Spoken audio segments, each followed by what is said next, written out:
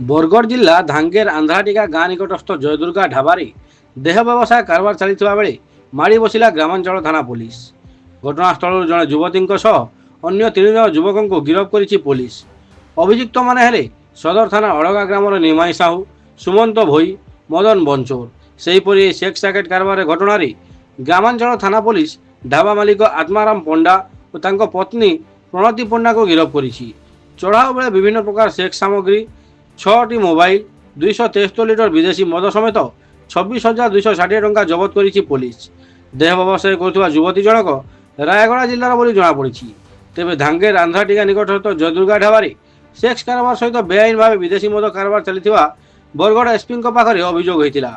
ବରଗଡ଼ ଏସ୍ପିଙ୍କ ନିର୍ଦ୍ଦେଶରେ ସଦର ଏସ୍ଡିପିଓ ଗ୍ରାମାଞ୍ଚଳ ଥାନା ପୋଲିସକୁ ନେଇ ଏକ ଟିମ୍ ଗଠନ କରି ଢାବା ଉପରେ ଚଢ଼ାଉ କରାଯାଇଥିବା ନେଇ ସୂଚନା ଦେଇଛି ପୋଲିସ।